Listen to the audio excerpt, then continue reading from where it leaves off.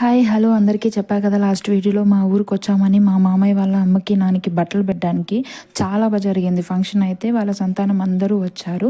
ఈ అవ్వతాతకి మొత్తంగా 7 మంది పిల్లలు అనమాట. ఇంకా మా సాంప్రదాయం ప్రకారం అయితే ఇలా చేస్తాము. ఫస్ట్ అయితే వాళ్ళ ఫొటోస్ ఇలా పెట్టి ఫొటోస్కి పూలమాల వేస్తాము, నుదుటిన బొట్టు పెట్టి తలిగ వేస్తామన్నమాట. ఎలాగైతే దేవుడికి తలిగ పెడతామో అలా అనమాట.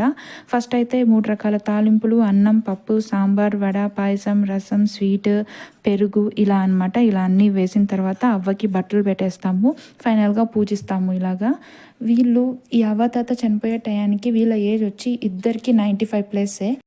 ఏజ్ వరకు మనం బ్రతుకుంటాం అనేది నాకు ఒక పెద్ద డౌట్ అనమాట. ఈయన మా మామయ్య, అవ్వతాతకి లాస్ట్ బిడ్డ.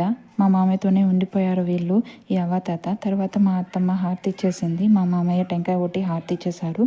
తర్వాత మేమన్నమాట, ఈయన మా హస్బెండ్ కూడా టెంకాయ కొట్టేసి హారతి ఇచ్చేశాడు. ఇంకా ఈ అవ్వకి తాతకి చాలా ఇష్టం అంట మా హస్బెండ్ అంటే. అవ్వ చనిపోయే టయానికి నేనున్నా, తాత చనిపోయడానికి నేను లేను, అప్పటికి మాకు పెళ్ళి కూడా కాలేదు. ఇంకా ఫైనల్గా అయితే Chindu last but not the least వచ్చి మా పాప అయితే నేను కూడా హారతిస్తానని వాళ్ళ మేనత్తో కలిసి హారతిస్తుంది అవ్వ తాత.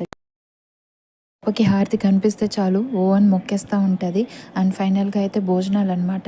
భోజనాలు ఈ సమ్మర్లో ఎంత రుచిగా పెట్టినా ఐస్ క్రీమ్ మాత్రం కంపల్సరీ, అంటే ఏదైనా కూల్గా తినాలనిపిస్తుంది. కాబట్టి ఈ అవ్వాతాత బిడ్డలను చూడాలనుకుంటే కమెంట్ బాక్స్లో వీడియో లింక్ పెడతా, చూసేయండి. అండ్ నా వీడియో కనుక మీకు నచ్చినట్లయితే ప్లీజ్ సబ్స్క్రైబ్ మై ఛానల్.